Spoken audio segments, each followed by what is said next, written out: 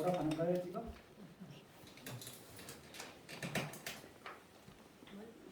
자, 45쪽 펴보세요. 아래 정문 한번 읽어보겠습니다. 한문으로 된 거. 또 구차 수고리야 고사리 어법에 할 때 이 법은 이거야. 이일체 대상 경계. 이럴 때 어법 할 때 그 법은 이일체 대상 경계. 그러니까 그 해석권에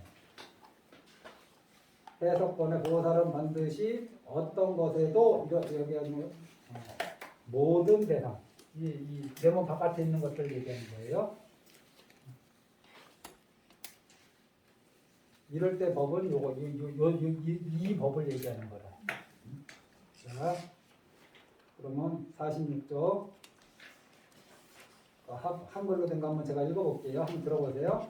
또 수보리야 보살은 반드시 모든 대상에 그러니까 대상 경계도 머물지 말고 집착하지 말고 보시를 해야 하나니 이를테면 이거 지금 이거를 얘기해 놓고 이를테면 자세하게 말한다면 이 뜻이잖아요. 그때 요 눈의 대상 경계, 코의 대상 경계, 뭐 이 귀의 대상 경계가 나오는 거예요. 뭐라고 나오느냐? 사물에 머물지 말고 보시할 것이면 이때 이 사물이 눈의 대상 경계를 얘기하는 거예요. 소리, 향기, 맛, 감촉 그게 촉가지고 그의 모든 것 이거는 법이 뭐라고요? 마음의 대상. 그의 온갖 것을 마음의 대상으로 좀 바꿔놓으세요. 마음의 대상에 집착하지 말고 좀 보시하지 말고 기대하거나 바라는 마음 없이 보시해야 하느니라. 이렇게 문장을 이해하시면 좀 수월합니다.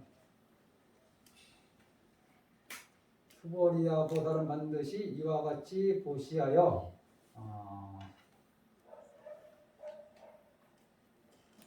형상에 머물지 말라 할 때 좀 제가 너무 자세하게 하는 게 아니라 46쪽 맨 위에서 두 번째 줄 보면은 보살, 응여시, 보식, 부주오상 이런 말 있잖아요. 이럴 때 이 상은 형상에 머물지 말라 하면은 갑자기 이게 요거 눈의 대상만 얘기하는 것이 된단 말이에요. 형상은 이 형상이 아니라 어떤 인식에 머물러서 보시하지 마라. 이런 것에 끄달려서 보시하지 마라. 이런 뜻이죠. 전체적으로. 상에 머물지 말라. 왜냐하면 보살이 이 형상을 이거 간념 정도로 이렇게 바꿔놓으시기 바랍니다. 보살이 간념에 머물지 않고 보시하면 그 목덕은 가히 상상할 수 없다. 기복덕 불가사량. 이럴 때 이 형상이 눈의 대상이 아니라는 거. 이 해석본에 있는 형상이 눈의 대상이 아니다. 이때 이 상은 처음에 제가 무주상 할 때 이 상이다. 인식이나 간념이다. 어떤 간념에도 머무르지 말고 보시해라 이 뜻이에요. 그 간념이 뭐냐? 잃어보실 수 있는 거죠. 그 간념 중에 하나, 간념이 법에 머물러서 보시하지 말라. 이를테면은 색성향 미촉법 이런 것에 머물러서 보시하지 마라. 이런 뜻이죠. 그리고 복덕이 불가사량하다.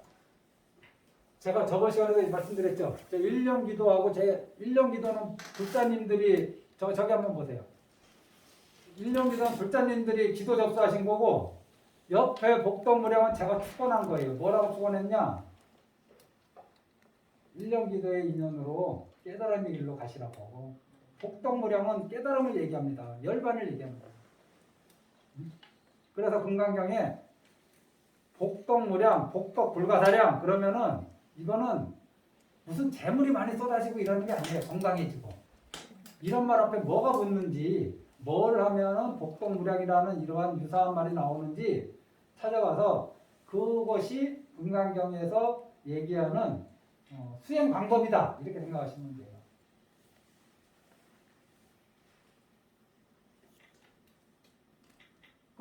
왜 복덕무량이냐?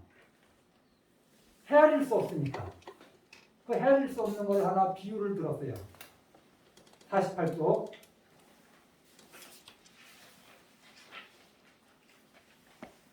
자, 한번 또 해석본을 같이 읽어보겠습니다. 왜 깨달음을 왜 복덕무량이 이런 상에 이런 관념에 머물지 않고 보시하는 것이 왜 복덕무량이냐? 다른 거는 복덕이 한량이 있는데 상에 머무르지 않고 보시하는 것, 관념에 머무르지 않고 보시하는 것은 왜 복덕이 불가사량이냐? 깨달음으로 인도하기 때문에. 무효의 열반으로 인도하기 때문에 그 복덕을 우리가 헤아릴 수 없는 거예요. 그 헤아릴 수 없는 거 하나 예를 들어봅니다. 같이 읽어볼게요. 48쪽 아래 해석본. 수보리야 그대는 어떻게 생각하는가? 동쪽 공을 모두 상상할 수 있는가? 상상할 수 없습니다. 세존이시여. 수보리야 남쪽, 서쪽, 북쪽과 내 간반과 위쪽과 아래쪽의 허공을 모두 상상할 수 있는가? 상상할 수 없습니다. 세존이시여. 수보리야 도사리 상상에 머물지 않고 보시하는 목적도 가히 상상할 수 없습니다. 수보리야 도사는 다만 이와 같이 가르쳐준 대로 머물러야 합니다. 이럴 때 형상에 머물지 않고 우리가 형상하면은 자꾸 이 눈의 대상을 얘기하거든요. 우리가 눈의 대상을 형상으로 얘기하기도 하고 형색으로 얘기하기도 합니다. 그래서 이걸 색상이라고 해요. 색상. 색깔이 있는 거, 색깔이라는 형태를 갖춘 거, 모양이라는 형태를 갖춘 거, 이 형색이거든요. 근데 자꾸 형상이라 얘기하면은 이게 꼭 눈의 대상인 것 같아. 이렇게 해석을 하면은. 그래서 무주상보시를 어떤 관념에도 머무름 없이 보시한다. 이렇게 좀 정리 좀 해놓으시라고.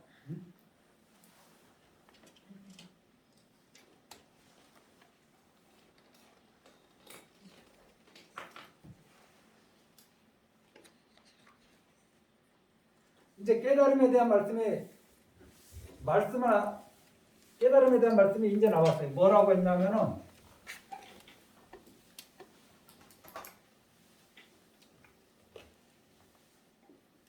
무주상 보시는 복덕이 불가사량이야. 불가사량인데 어떤 복덕을 불가사량이라 하느냐? 깨달음.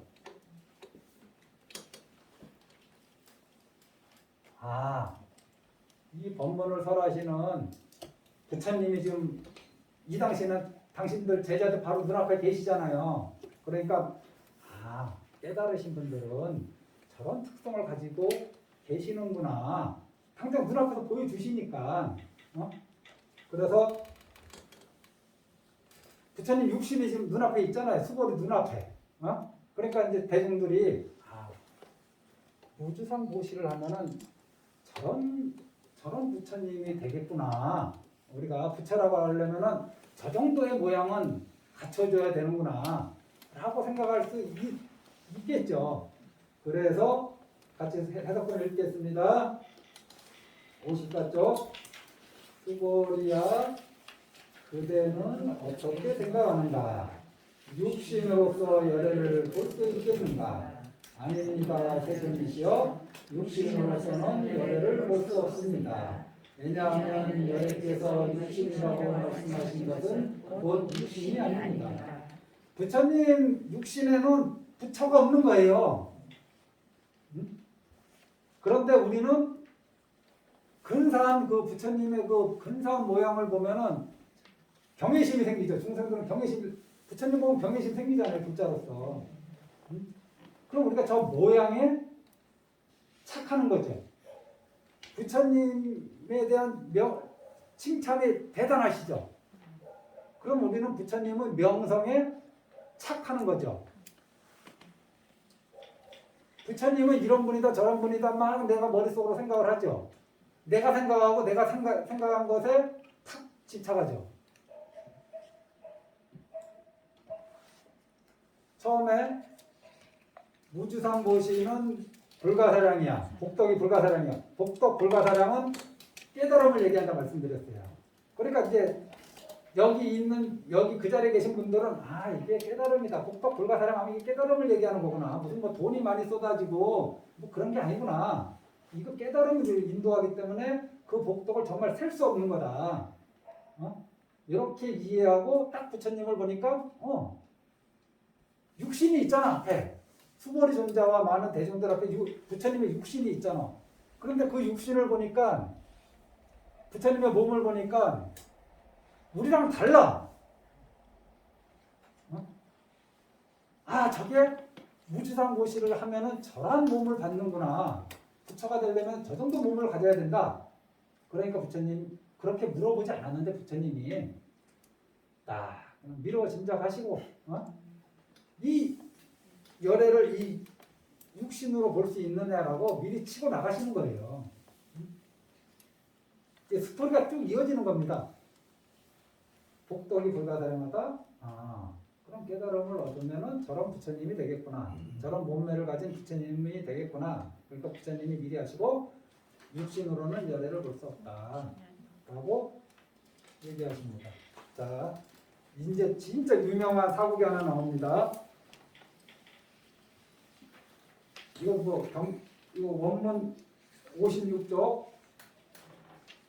불고수보리 우리가 많이 들어본 거예요. 범소유상 계시허망 약견재상 비상 즉견열애 이게 사국이라 하잖아요. 부처님께서 수보에게 말씀하셨던 무릇 형상이 있는 것은 이럴 때 이 상은 형상이 맞아요. 왜냐하면 지금 부처님은 몸매에 대해서 얘기하고 있는 거잖아. 응? 이럴 땐 관념이나 인식이 아니야. 이럴 때는 형상이 확실해요.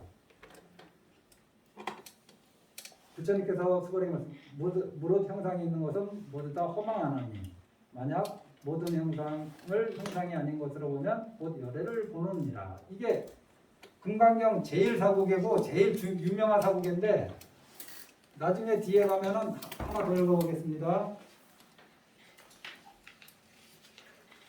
하나 더 없네? 있는 줄 알았지. 이 사국계를 수지독성 위타인설하면은 이 삼천대천세계를 칠보로 가득 채워서 고시한 것보다 그 복이 많다졌다. 많다. 왜 많을까? 삼천대천세계를 칠보로 가득 고시한 것은 천상세계에 나는 복은 될지언정 깨달음으로 인도를 못해요. 하지만은 그만한 고시를 못해도 사국계를 수지독성 위타인설하면 깨달음으로 인도하는 거예요. 그래서 그 복이 훨씬 많다고 해요. 그래서 복덕 불가사량 앞에 하나 무지상고시 했죠? 그 다음에 뭐 수지, 사국계. 이게 이제 우리를 깨달음으로 인도하는 수행 방법이야.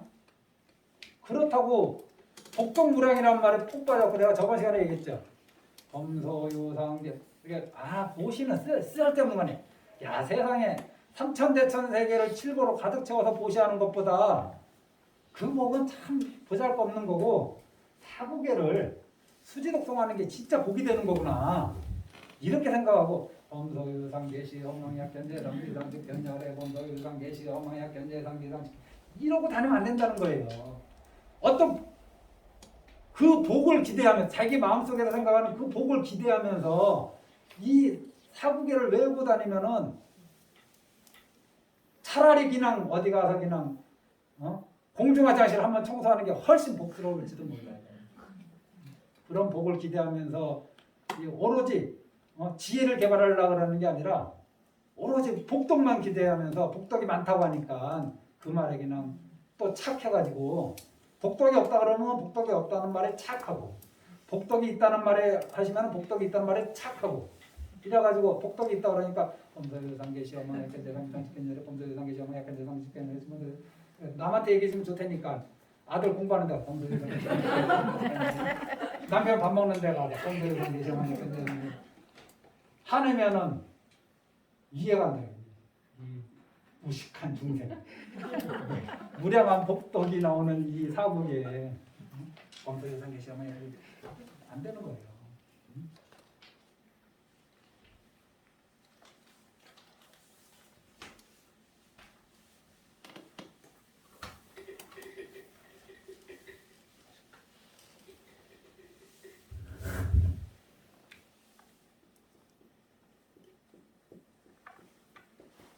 아까 제가 그랬죠. 인연에 의해서 이 범서 유상할 때가 다 일체 유의법을 얘기하는 거거든요. 인연에 의해서 생했다가 멸하는 것은 나라고 할 만한 고정불변의 실체가 없다. 이것이 이제 공의 정의거든요. 사전적 정의예요. 그냥 부처님이 그 정의를 딱 내리셨어요. 이게 영기고 공이라고. 그런데 인연에 의해서 있어요. 인연에 의해서 있어. 그럴 때는 이게 무릇은 요즘 말로 하면 무릇 이런 뜻인데 이거 해석도 안 해요. 소유상은 있는 바, 바소자가 있는 바 그러니까 모든 상이에요. 모든 상. 모양 있는 거. 그러니까 유라고 있는 상들은 지금 인연에 의해서 있는 거죠. 그것이 무슨 고정불변의 실체가 있어서 있는 게 아니거든요. 나라는 것이 인연에 의해서 있는 거지 고정불변의 실체가 있는 게 아니에요. 내가 고정불변의 실체가 있으면 죽으면 안 되죠. 안 그래요? 내가 고정불변이라는 뜻이 뭐예요? 딱 고정돼서 바뀌지 않는다는 거 아니에요. 그럼 내가 죽지 말아야지. 늙지 말아야지. 나라는 이 존재가 있으면 아까 뭐가 먼저 집착하고 막 성질내고 막 그런다 그랬잖아요. 그런데 인연이 다해서 사라지면은 우리는 그게 사라졌구나 하고 사라짐에 대해서 이렇게 간조하는 게 아니라 중생들은 어떻게 해? 계시 허망. 허망하다 얘기하는 거야. 허망하다. 그러니까 이거는 유를 얘기하고 이거는 무를 얘기하는 거예요. 모든 거 있는 바 모든 상은 이럴 때 있다. 그러면 상이 어떤 모양이 있으면 거기에 다 착하잖아. 있는 거에 착하잖아. 저쪽에 가면 뭐가 있다. 거기에 착하잖아. 그러다 그것이 없어져 봐요. 그러면 없어짐을 간주하는 게 아니라 허망하다, 허무하다. 그렇게 불교를 잘못 이해하면 허무주의에 빠져요. 이거는 있을 때 얘기를 하는 거고 이거는 인연이 다해서 없어졌을 때를 얘기하는 거예요. 허망하다는 거는.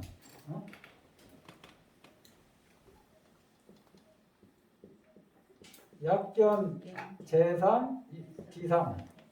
이거를 좀 어려운 얘기인데 한번 두 가지로 본다면 이런 뜻이거든요. 본다면 약은 만약약자니까 한꺼번에 해석하면 본다면 무엇을 재상이 비상임을 본다면 직전열애 바로 열애를 볼 수 있다. 이 앞에서 뭐라 그랬냐? 이 몸뚱아리 갖고는 열애를 볼 수 없다고 얘기했죠. 몸뚱아리 그럼 부처님 우리는 부처님을 어디에서 찾아야 됩니까? 라는 의구심이 생기잖아요. 무주상 고시를 하면은 복덕이 불가사량은 된다. 불가사량은 바로 깨달음으로 인도하기 때문에 불가사량이다. 그래서 복덕이 불가사량한 분을 직접 보니까 몸매가 이렇단 말이야. 그러니까 이게 부처님인가? 이 있는 거에 딱 착을 한단 말이에요. 부처님의 그 모양에 딱 착을 하니까 부처님의 육신으로는 열애를 볼 수 없다고 하시는 거죠.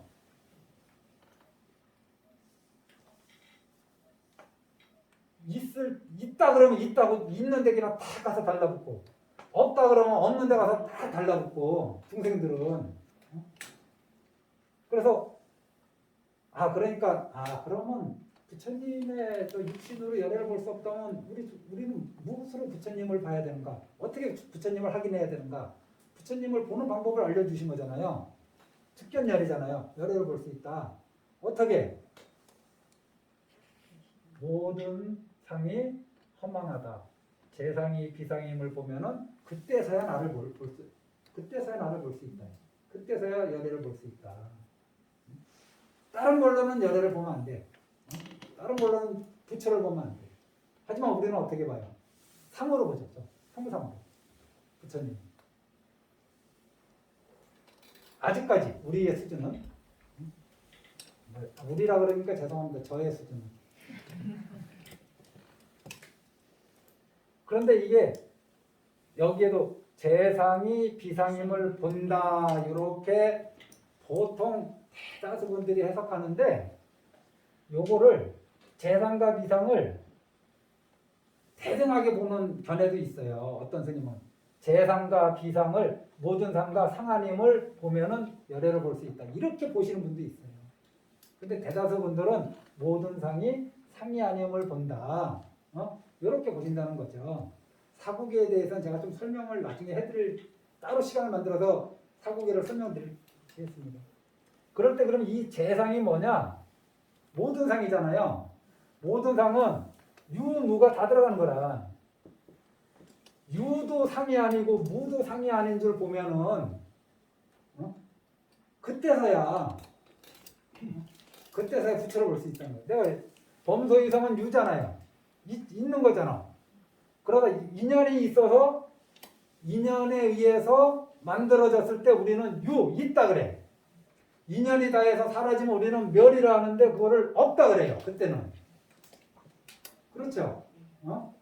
그러니까 이거는 유상이고 이거는 무상이야. 이걸 합쳐서 재상이라고 그래. 모든 상. 이거 모두 제자거든. 모두 제자. 그래서 유상이든 무상이든 그 유상도 상이 아니고 맞잖아요. 유상도 상이 아니고 무상도 상이 아님을 보면은 그때서야 그 자리에서는 이제 열애를 볼 수 있다 이거예요.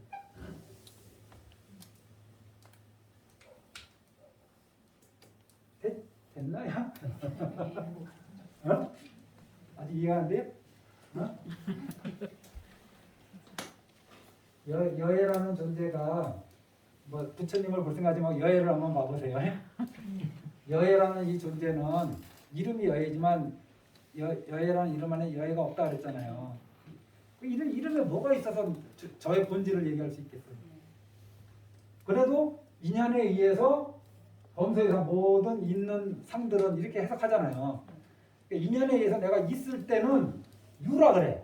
있다 하잖아. 그러다가 내가 이제 있을 만한 인연들이 다 사라지면은 없어지잖아요. 소멸한단 말이야. 이게 생겼다가 소멸하는 게 인연법이거든요. 그러니까 생겼을 때 우리는 그래. 있다 그러고. 그래서 있음에 집착. 건강관리 해야지 뭐. 아무리 건강관리 열심히 하고 뭐야 보약 먹고 뭐하고 했는데 죽어. 그러면 우리는 대부분 허망하고 허무해요. 못 받아들여. 무에 떨어져가지고 있으면 있음에 집착하고 없으면 없음에 집착한단 말이에요.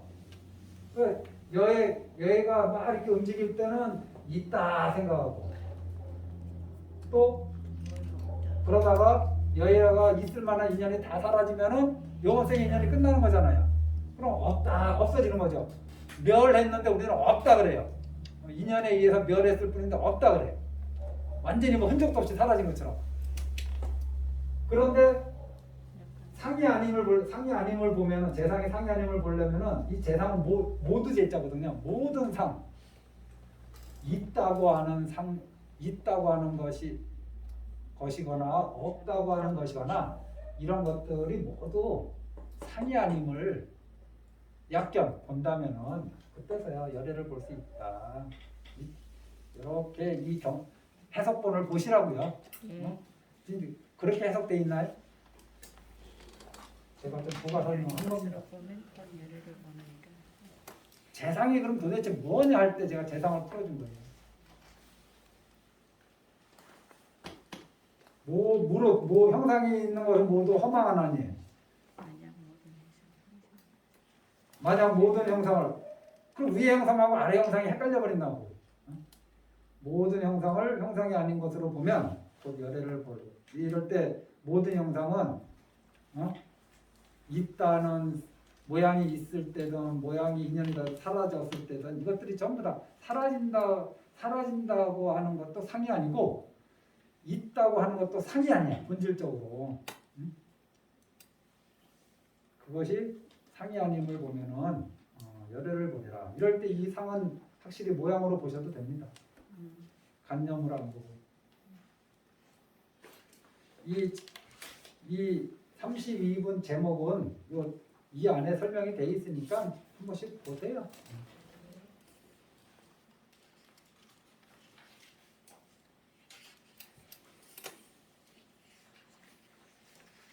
자, 58쪽 중간쯤에 보면은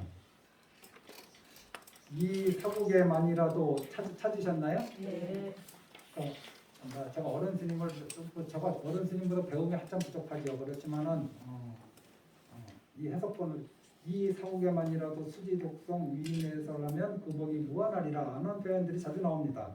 이 구절을 마음에 깊이 새기면 모든 세상사 인생사 문제들을 쉽게 해결할 수 있는 길이 보이고 좀 더 깨어있는 안목을 갖추게 되어 아주 홀가분한 마음이 될 것입니다.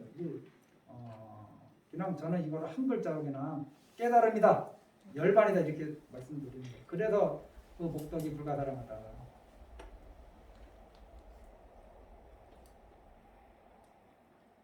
내 인생사의 모든 초점을 깨달음에 두면은 이런 문제에 연연하지 않게 돼요. 싸우고 지치고 뻗고 이러는 거 참 부질없는 일에 안 빠져드는 거죠. 그러니까 스토리가 이렇단 말이에요. 이 금강경이 하나의 말씀인데 지금 제목을 달아놨으니까 그걸 딱딱 끊어서 공부하잖아. 그것도 좋은데 처음에 공부할 때는 무주상 무시하면은 그 복이 불가사량이야. 그 복이 불가사량한 거는 또 사고계를 수지독성하는 것도 그 복이 많어. 이런 거는 깨달음이기 때문에 이것이 추구하는 바가 복덕의 원인, 그 복덕의 원인이라면 그 복덕의 바보는 건강해지고 부자가 되는 게 아니라 오로지 깨달음 하나만 있다는 뜻이죠. 그러고 나서 부처님을 딱 보니까 이런 무량복덕의 결과물이 부처님이구나.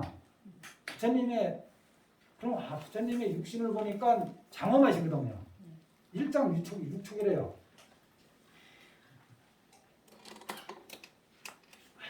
열애가 되면 저런 모습이거나 하니까 아니다. 그걸로는 열애를 볼 수 없다. 그럼 열애를 어떻게 봐야 됩니까? 라고 묻지는 않았지만 부처님이 이렇게 보면은 범소유상 계시오만 약견대상 미상하면은 직견열애. 이렇게는 열애를 볼 수 있다. 그래서 열애를 볼 수 있는 길을 열어놨어요. 그러니까 그걸 누가 믿을 수 있겠어? 차라리 불상을 모셔놓고 부처님이 이렇게 생겼다면 믿겠지만은 무추상 보시니 범소유상 계시오만 이런 말씀을 과연 누가 믿겠느냐? 어느 중생이 믿을 수 있겠느냐? 이런 말씀을 나는 믿겠지만 수고리 존자는 알아하니까 나는 믿겠지만 이게 누가 믿을 수 있겠느냐라고 수고리가 근심이 돼서 한번 여쭤봅니다. 한번 읽어보겠습니다. 60쪽 수고리가 부처님께 여쭈었습니다. 세존이시여 잠옷 어떤 중생이 이와 같은 언설이나 장구를 얻어 듣는다면 실다운 믿음을 내겠습니까? 부처님께서 수고리에게 말씀하셨습니다. 그런 말을 하지 마라. 열애가 열반한 뒤 최후의 500년 경에도 애를 하나가 지고 복을 닦는 사람들이 있으리라. 그들은 이러한 글귀에 신심을 내고 이러한 이치로서 진실을 삼으리라. 또 64쪽 반드시 알아야 한다. 이러한 사람들은 한 부처님이나 두 부처님이나 셋넷 다섯 부처님에게만 선근을 심은 것이 아니라 이미 한량없는 천만 부처님의 처소에서 여러 가지 선근을 심은 사람들이다. 그래서 이러한 글귀를 보고 한 생각이나마 청정한 믿음을 내느니라. 수고리야 열애는 이 모든 중생들이 이와 같이 한량없고 복덕을 얻으리라는 것을 다 알고 다 보느니라. 왜냐하면 이 모든 중생들은 더 이상 나라는 상이나 남이라는 상이나 중생이라는 상이나 수명에 대한 상이 없느니라. 그리고 옳은 법이라는 상도 없고 그른 법이라는 상도 없기 때문입니다. 하나 더 남기세요. 67쪽 경전을 끊어서 공부하면은 나중에 숲에 들어가서 나뭇가지를 만지고 있는데 이게 도대체 내가 지금 뭐 하고 있는지 모를 때가 많아요. 그러니까 한 편이라도 쭉 읽고 보는 게 좋습니다. 왜냐하면 이 모든 중생들이 만약 마음에 어떤 상황을 취하면 곧 나와 남과 중생과 수명에 집착하게 되기 때문이다. 왜냐하면 만약 옳은 법이라는 상을 취하여도 곧 나와 남과 중생과 수명에 집착하게 되며 만약 그런 법이라는 상을 취하여도 나와 남과 중생과 수명에 집착하게 되기 때문이다. 그러므로 반드시 옳은 법을 취하지도 말고 반드시 그런 법을 취하지도 말라. 이러한 이치의 근거한 까닭에 열에는 놈을 말하기를 그대 누구든 나라의 법을 떼먹의 비유처럼 알라라고 하였노라. 옳은 법도 오히려 버리며 버려야 하거늘 하물며 그런 법이 됩니다. 경전 내용이 길지만은 여기에서 제가 먼저 말씀드리고 싶은 거는 당지시 이게 뭐 여기 어떤 말씀이 있냐면은 부처님도 신심을 좀 묶어가지고 신심하고 관계된 거니까 부처님께서는 실지 실견이라 해. 모든 것을 다 보고 모든 것을 다 안다. 이걸 요즘 말로 하면 부처님의 가피력을 얘기하는 거거든요. 가오력. 부처님이 아무것도 모르는 게 아니다. 부처님이 다 알고 다 보고 계신다.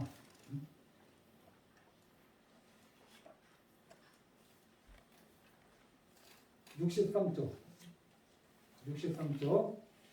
아래서 두 번째 보세요. 원문이죠?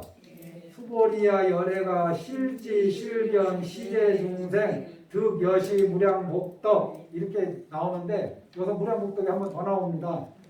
무엇이 무량 복덕이냐? 보시지계를 하는 사람이 이 말씀을 듣고 신심을 내는 것 이것이 이제 무량 복덕이야. 왜 무량 복덕이겠어요? 깨달음으로 인도하기 때문에. 보시를 닦고 복을 닦는다는 게 보시거든요. 보시 지계를 하는 사람이 어느 날 문득 부처님의 이 말씀을 딱 들으니까 신심이 딱 나는 거예요. 청정한 신심이. 그래서 이 청정한 신심 내는 게 이렇게 중요한 거다. 이것이 복덕이 무량한데 삼천대천 세계를 칠보로 가서 채운 것보다 더 복덕이 무량해. 그런데 이게 왜 무량하냐? 단지 이 믿음 하나 냈을 뿐인데 이게 왜 무량하냐? 깨달음으로 인도하기 때문이죠. 천상에 나게 하는 복이 아니라 이게. 깨달음으로 인도하기 때문이죠. 그리고 이런 중생들의 하나하나를 부처님은 어떻게 한다? 다 알고 다 보신다. 그냥 가만히 계시는 게 아니에요. 다 알고 다 보시고 선원형 제보살, 선부척 제보살 다 하고 계시는데 마치 부처님은 우리를 다 늘 보호하고 수호하시는데 마치 바깥에 비가 오는데 다 자기 그릇만큼만 비양을 받아들이는 거나 똑같았어요. 어떤 이는 그것도 안 받으려고 밖으로 딱 뒤집어놔. 그래서 딱 뒤집어놔. 다 튕겨나가요. 한 방울도 부처님 앞뒤를 못 받아. 내 그릇이 내 그릇이 간장동지면은 300ml가 와도 간장동지 이상 얻을 수 없어요. 그렇지 않습니까? 내 그릇의 크기가 이 컵만 하잖아요. 1000ml의 비가 와도 막 1000ml가 비가 오면 막 강이 막 범람하고 난리도 아니잖아요. 그 사람은 딱 컵만큼밖에 못 받아요. 나머지는 뭐냐? 자기께 아는 게 돼. 다 그냥 복이 왔다가 그냥 다 내 옆으로 그냥 다 부질없이 다 흘려 내려가는 거예요. 자기 그릇부터 키울 일입니다. 큰 복을 바라기에 앞서 자기 복부터 키우라. 복만 얘기하는 거예요.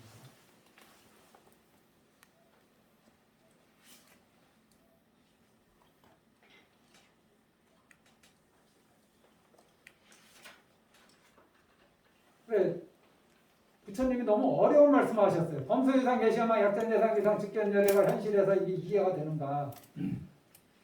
부처님을 그냥 이 몸매로 뭐라 그러면 얼마나 쉬워요.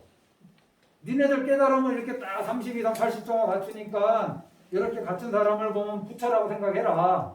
응? 시프라고 좋잖아요. 그리고 부처님을 많은 제자들이 그런 외모를 보고 공경심이 나고 외경심이 생겼는데 이거는 열애의 모습이 아니다. 이거는 열애를 볼 수 없다. 어떻게 보느냐? 유에도 떨어지지 말고 무에도 떨어지지 마. 유도 상이 아니고 무도 상이 아닌 거.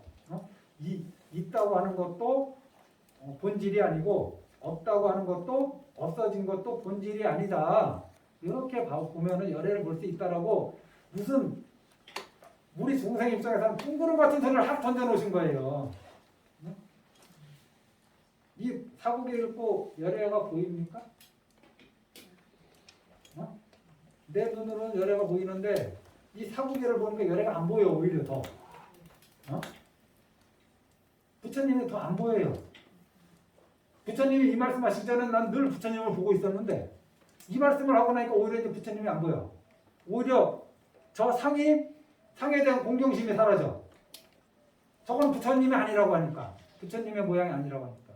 그러니까 상에 대한 공경심이 떨어져. 공경심이 떨어지는 것도 상이야. 거기에도 집착하면 안 되는 거예요. 이게 우리 부처님이 다 하는 것도 거기에도 집착하지 말고 저거는 저 나무로 만들어진 것에 무슨 공덕이 있어. 나무 토막이야. 라고 하는 거에도 떨어지지 말고 어찌됐든 유에도 착하지 말고 무에도 착하지 않고 이런 모든 것이 상이 아님을 보면은 열애를 보리라 라는 말을 들으니까 그때부터 부처가 안 보인단 말이 되는데 도대체 그럼 나는 부처를 어디 가서 믿어야 돼? 갑자기 자신감도 사라지고 이런 말씀이 도대체 뭔 말인가 믿음이 안 생기고 헷갈리고 그러니까 이제 수고리가 미루어 짐작하고 툭 던지시는 거예요. 질문을 당신은 다 아시면서 제가 좀 해석을 좀 제 나름대로 할 테니까 참고하실 분들은 거기다 적어놓으세요. 어른 스님 해석이 제가 마음에 안 들어서 하는 거 아닙니다. 미리 방패 하나 쳐놓고 수고리가 부처님께 여쭈었습니다. 60쪽 세존이시여 잠옷 요새 잠옷이란 말 아예 안 써. 이거 빼버리네. 이거 누가 요새 또 아빠가 아들한테 잠옷 아들아 뭐 이래 잠옷이란 말 안 써. 요새 죽은 말이래. 사고가 됐어. 어떤 중생이 이와 같은 원설장구를 그냥 말씀이라고 그냥 퉁쳐서 어떤 중생이 이와 같은 말씀을 얻어듣는다면 한번 그대로 해석하신 거고 그냥 듣고서 이렇게 어떤 중생이 이와 같은 말씀을 듣고서 진실한 믿음을 내겠습니까? 실다운 믿음을 내겠습니까? 이렇게 하고 그런 말을 하지 말라. 열애가 열반한 뒤 최후의 500년 후 500 이게 이제 이거 나는 별로 중요하다고 생각 이런 개념들은 별로 중요하다고 생각 안 하는데 그래도 뭐 한번 경전에 나온 말이니까 후 500세란 말이 나오잖아요. 네. 지금의 불기가 몇 년이에요? 2565년? 네? 그러면은 불기는 기원 전이잖아요. 그러면 마이너스 565년? 한번 정확하게 보자. 565년.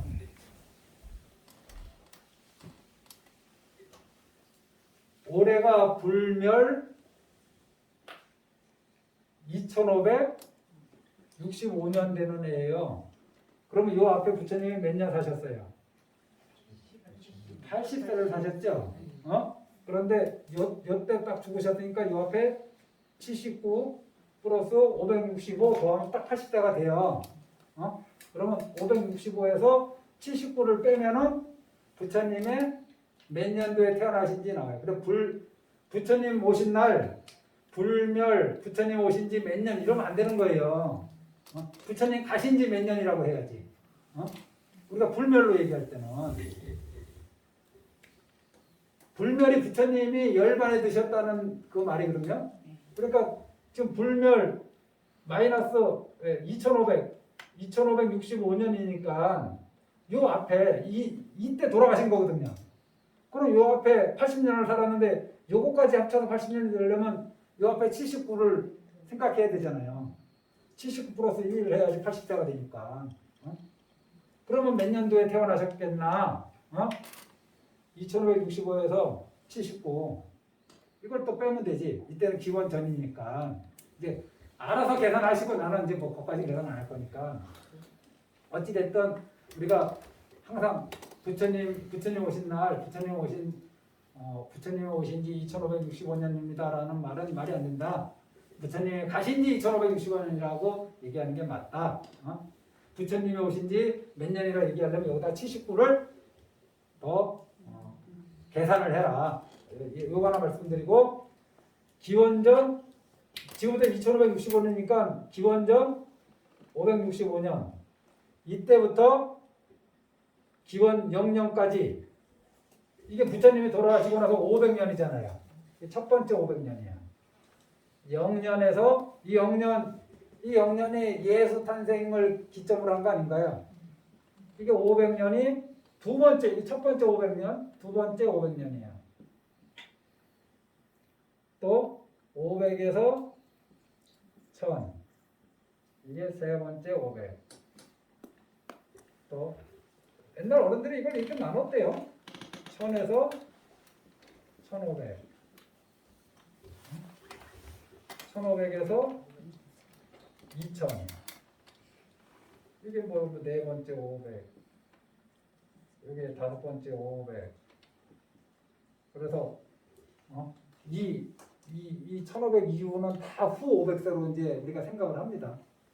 이때는 부처님 제자들은 그 당시는 경전 보면 내가 아직도 부처님 말씀 믿어야 되는데 잘 믿겨지지 않는 게, 사부계가 아니라 보시하고 개를 잘 닦아라. 예, 알겠습니다. 부처님 법문을 듣고 나서 수다원가를 증득하였다 그래. 이 법문을 듣고. 수다원가가 보통 성인이거든요. 범부가 아니라 이제. 그 당시에는 어떻게 이렇게 해탈을 이렇게 빨리 하실 수 있을까? 부처님이 계시기 때문이겠죠. 부처님의 직접적인 가르침. 그래서 이때는 해탈의 시대라고 해요. 부처님이 돌아가시고 나서 500년까지는 아직 해탈의 시대가 영향이 있는 거야. 해탈하는 사람들이 참 많은 거야. 이때만 해도. 그 다음에는 물론 이 해탈을 하는데 선정을 열심히 닦죠. 근데 선정은 많이 닦는데 해탈하는 이들이, 두 번째는 선정은 많이 닦는데 해탈하는 이들이 많지가 않아. 그 전 500년보다.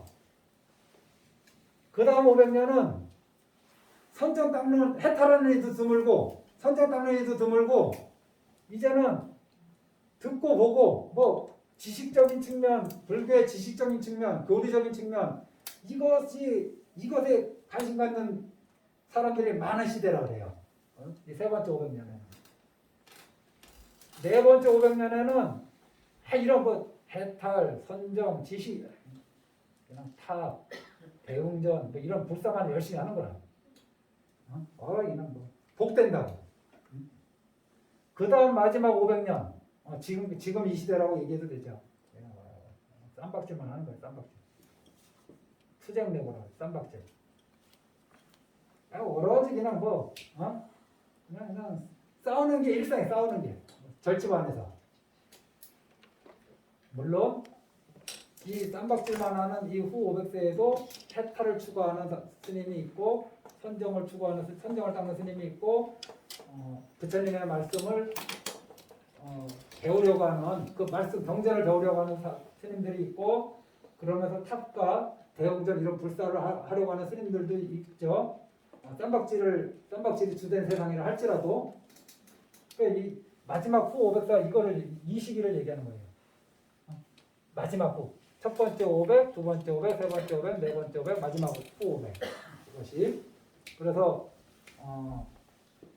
우리가 불교를 해탈, 선정, 그 다음에 교리. 우리 절집안에서 지금 하는 게 뭔가요? 깨달읍시다, 명상합시다, 참선합시다, 부처님의 경전을 배웁시다. 그리고 또 불사합시다. 플러스 하면 안 되는데 사실은 쌈박질. 쌈박질 합시다는 아니죠. 불교가 이런 식으로 흘러간다 이거죠. 해탈을 중시하는 부처님이 인멸 후 500년 동안 해탈한 사람들이 그렇게 많이 나와. 그런데 두 번째 500년은 해탈하는 일은 적게 나오는데 그래도 선정을 닦고 사람들이 명상, 선정, 참선. 근데 그 500년이 지나고 나면 이제 이런 거 하는 것보다 그냥 부처님의 그 교리를 연구하는 사람들이 많이 나와요. 그냥 앉아서 해탈을 추구하거나 앉아서 참선하는 사람보다 이 교리 입으로 불교 얘기를 다 해버리는 거. 나 같아. 그 다음에 그 시대도 지나면은 이제 그러면 많이 하는 게 무슨 소용이노? 복 많이 지어야지. 불사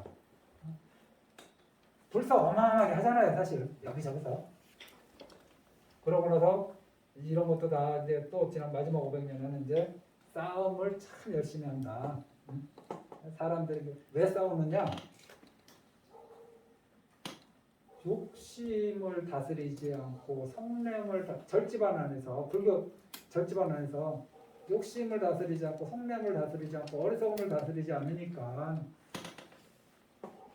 그냥 그 업에 이끌려서 계속 욕심 추구하고 성적인 절집안에 성적인 욕망 추구하고 재물에 대한 욕망 추구하고 명예에 대한 욕망 추구하고 그러다가 안 되면 승질내고 자기 마음에 안 되면 승질내고 화내고 미워하고 싸우고 이게 다 어리석은 일들 아닌가요?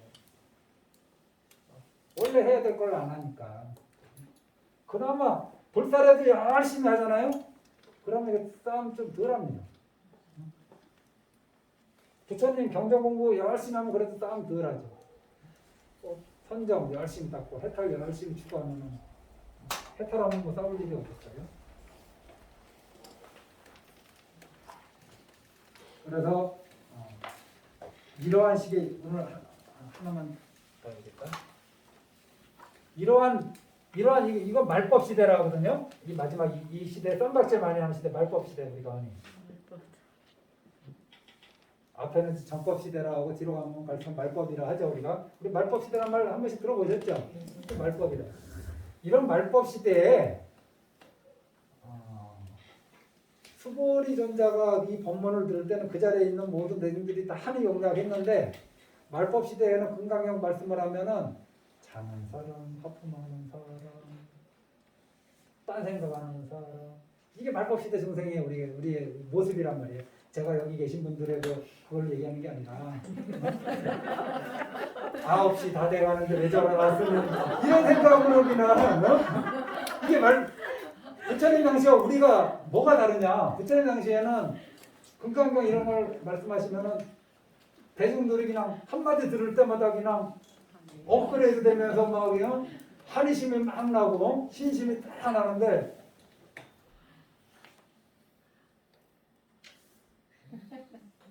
내일 회사에서 나는 누구고 여기는 어디인가 이렇게 되는 거예요. 말법 시대 중생들의 관심사가 불법하고 가깝지가 않다는 거예요. 그런데 이런 말법 시대에도 어떤 사람들은 부처님이 딱 꼬집어서 어떤 사람들은 신심을 낸다 그랬냐? 그걸 뭐라 그랬어요? 어떤 사람들? 복을 닦는 거. 그 다음에 개를 수계자 수계, 개를 지키는. 그래서 제가 맨날 우리 절에서 맨날 하자는 게 이거 하나 걸려들자고 뒤에 복 닦는 일을 좀 많이 하려고 우리 절에서 복 좀 많이 닦으라 하는 거고 개 좀 잘 지키라고 수계 살림도 하고 그렇게 말씀드리는 거예요. 그러다 보면은 정말 진실한 믿음이 찰나라도 생기면 그때 그것이 허망하게 사라지지 않고 우리를 깨달음으로 인도하기 때문에 그때 한번 찰나라도 그런 진실한 믿음을 한번 낸다면, 그리고 그런 진실한 믿음을 누가 내느냐?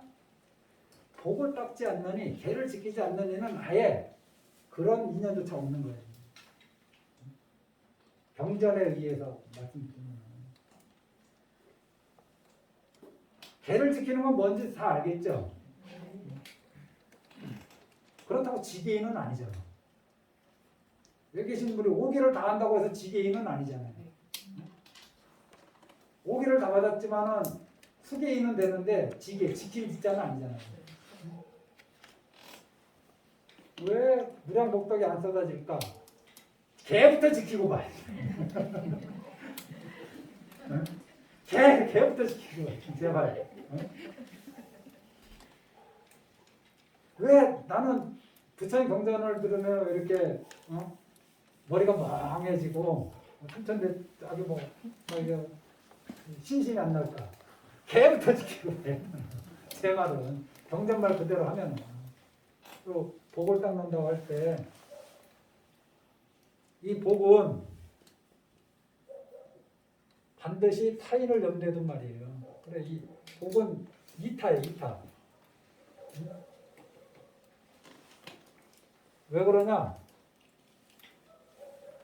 복은 타인을 염두에 둔 말이에요. 제 SNS를 한 번이라도 보신 분은 이걸 보셨을 거예요. 내가 내 은행에 가서 5만 원 찾아가지고 내 지갑에 5만 원 딱 꽂으면 이게 내가 나한테 보시한 겁니까? 은행에서 5만 원 찾아갖고 내 지갑에 딱 꽂아놓고 돌아다니면서 필요할 때 쓰면 그게 내가 나한테 보시한 거예요? 내가 그 돈으로 빵을 하나 사서 먹었어. 나 배고픈 중생이야. 그래서 내가 빵 하나 사서 먹었어. 그게 복 지은 거 아니잖아요. 내가 그 5만 원 찾아서 49,000원은 나를 위해서 쓰고 1,000원을 남을 위해서 썼을 때 이 1,000원이 복업이 되는 거 아닌가요? 49,000원은 복업이 안 되는 거잖아요. 나를 위해서 그냥 소비한 거지. 복은 항상 타인을 염두에 둔 말이야. 타인에게 내 것을, 내 시간을 주든, 내 체력을 주든, 그걸 봉사를 하는 거고, 내 물건을 주든. 복은 항상 복을 많이 받고 싶다. 그런데 복이 왜 이렇게 안 생기지? 그거는 타인한테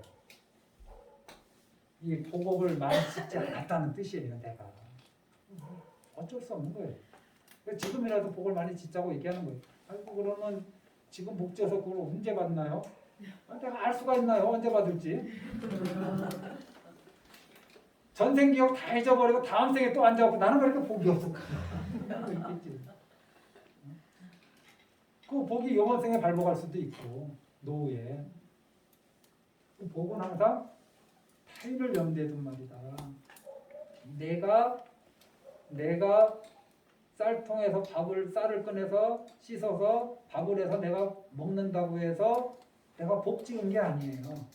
이 쌀을 가져다가 배고픈 사람에게 밥을 지어서 줬을 때 이걸 복업이라고 해요. 내가 내 집 화장실을 아무리 깨끗하게 치우고 진짜 막 탁탁탁탁 해서 얼굴이 비칠 정도로 닦아도 복업이 안 돼요. 예를 들면 정정원사 화장실이나 지하철 화장실 갔는데 화장실이 지저분해. 내가 딱 문 열고 들어가니까 이 화장실 보고 깜짝 놀랐어. 그리고 깜짝 놀래고서 다른 사람도 깜짝 놀라게 하기 위해서 그냥 놓고 나오면 안 되지. 네? 다른 사람은 깜짝 놀라게 하지 말아야죠. 그래서 좀 불편하죠. 지저분하고 그걸 참고 이렇게 좀 치워주면 그게 복업이죠. 누가 알아주나? 아무도 몰라도 그게 복이. 누가 알아? 부처님이 실기하는 거예요. 주지 스님 몰라줘도 돼. 다른 사람 몰라줘도 돼. 내가 복업 짓는 거. 부처님이 실기한단 말이에요. 다 보고 다 아신단 말이에요. 주지 스님 앞에 와서 삽질하지 마요. 주지 스님 앞에서 삽질하든 주지 스님 안 보는 데서 삽질하든 아무 상관없어. 부처님이 다 알고 다 보시니까. 그런데 그 삽질이 내 집 내 집 땅을 파갖고 내가 곡식을 심는 거는 복이 안 돼요. 물론 그 곡식 나온 걸로 해서 남을 주면 복이 되겠지 나중에는. 그래서 우리 부자님들이 복이 많은 인생을 사시기를 바랍니다. 이 말은 타인에게 많이 봉사하시고 베푸시라고. 아드님한테 좋은 일이 있기를 바라면 아드님 이름으로 아들이 안 할래도 자꾸 이렇게 보시의 인연을 맺어주세요. 그렇게 해서 복의 인연이 쌓이고 쌓이기를 나만 생각하는 인생은 절대 복스러울 수가 없어요. 우리 가족만 생각하는, 내가 우리 가족만 챙기면 우리 잘 살 줄 알았는데 그게 안 돼요. 고통이 닥쳐오면은 이제 정말 내 힘으로만 이걸 이겨내야 돼요. 밖에다가 다 좋은 씨앗을 심어놓은 사람은 나한테 어려움이 닥쳤을 때 내가 심어놓은 씨앗들이 절대 모른 척 안 합니다. 내가 다시 쓰러져도 일어날, 손을 잡아주든지 일어날 수 있게 해줍니다. 그게 다 복이거든요. 남한테 베푸는 거 물론 내가 할 수 있는 역량 안에서 해야 되는데 그건 너무 아까워서 절절절절 매지 마시라고. 남을 위하는 것이 자기를 위하는 것이다. 이게 복의 정확한 개념이에요. 진실로. 남을 위하는 것이 자기를 위하는 것이다.